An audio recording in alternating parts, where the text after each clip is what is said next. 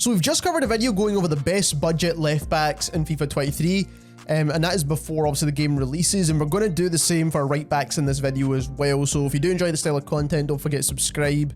But like I said, we've got some kind of idea of pricing as well due to the FIFA 23 web app, so we're definitely going to cover the pricing of some of these players right now. Obviously the pricing can change when the full game drops. Now, obviously when it comes to the first couple of players, they're going to be really expensive because they are the best in their position. So we've got Joshua Kimmich, who actually is technically a centre defensive mid, but you can play him in his secondary position, which is right back. His pace isn't very good, and his work rate in terms of defensively is medium, so I don't really recommend it. When it comes to Cancelo, I don't really know how they've went out their way to make him one of the best left and right backs in the game. Absolutely insane to me. But even though his work rate is medium defensively, so I don't really recommend him too much. Now, this is not going to be like a huge deciding factor, but it's definitely going to make your defenders feel that little bit better when you're actually tracking back to defend. Trent, again, has that medium work rate, so again, I don't really recommend him too much, but he still will be insanely expensive. Kyle Walker is actually probably going to be the best fullback in the game, best right back, because he does have all the abilities and he's got the high work rate, but again, very expensive. Trippier, in my opinion, just doesn't have the pace. If he did, he'd actually be a solid choice. Carvajal is a bit too expensive. Llorente is too expensive. Hakimi is too expensive. Reece James actually is around about 5k coins at the minute. But even at that, he's got the medium work rate. So if you don't really care about that too much, then you can use Reece James. He's actually a really good choice. But personally, for me, I think the work rate for defensive is really important. Cuadrado doesn't have the defensive capabilities, and his work rate is medium. He just doesn't have as good defending as some of the other players. Then we've actually got Ricardo Pereira, who I actually think's a solid choice.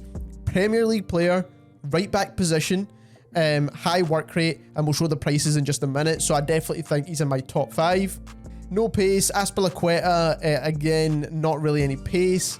Di Lorenzo is actually a really solid choice, especially if you're trying to build an Italian squad or a Serie A squad. Definitely good there as well. He does actually have a medium work rate though, but overall he's actually a very good card regardless, so it's actually worth checking out. Dumfries is another card where he's got the stats, but he just doesn't have the work rate, and he can also play right mid, so he could be a solid choice still, because I mean, to be fair, his stats are pretty good as a right back, but it's just that work rate, like I said, for me is just going to let him down a little bit. Lucas Vazquez, again, doesn't just have the defensive capabilities. Physical strength is just not there, and his work rate, again, is not there at all either. Moving on to the second page, Joe Gomez. As a right back, he actually could be okay. His work rate is not the best, but if you've already bought him as centre back, then you could play him right back if you want to. Danilo, too slow. Sergi Roberto, too slow. Traore, defensive capabilities are not great, and medium work rate. So we are looking through a lot of these players. Nelson Semedo, I think he did have a high work rate in previous FIFAs, but now he doesn't. Wan-Bissaka, again, medium work rate. He does have okay-ish pace, but I don't really recommend him too much. Timber and Frimpong. Timber, not too bad actually overall, but he's probably better as a centre back. Frimpong has medium work rate, but his pace is ridiculous, but he's also really expensive right now, over 5k coins. Matty Cash is a solid card right now. Medium work rate though, but if you don't care about that, like I said, he actually is an overall pretty decent card. But let's get on into my top 5 list, which is right here. So like I said, Ricardo Pereira, we'll go over his pricing just now. So he's actually 2,800 coins, which for a player like this, I know he's not got over 80 pace, but he's as close as you can get, but he's got good defensive capabilities, and he's got that high work rate, so that's solid, and his weak foot ability is pretty good, but not that you're going to use it, because you can't really play him left back, so that's a bit unfortunate that he only has right wing back capabilities. But overall, definitely a solid card. His acceleration is pretty good, sprint speed is not the best, but overall still a pretty decent defensive card, and he's not too expensive either. Then we've got Di Lorenzo, like I said before, just because his card overall is very solid, I do think he's still worth it, and he's quite cheap too. He's under 3k coins, so that is definitely going to be a solid choice if you're building a Serie A squad, or if you just need an Italian player to fit your squad.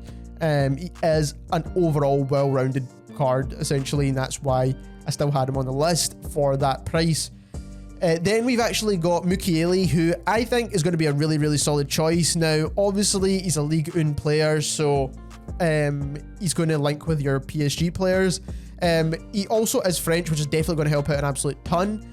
And he's super cheap, under 2k coins, which is pretty ridiculous considering his pace is not the best for a right back, but it's not far off of what we're looking for. So his other capabilities are pretty solid, and he has that high work rate. So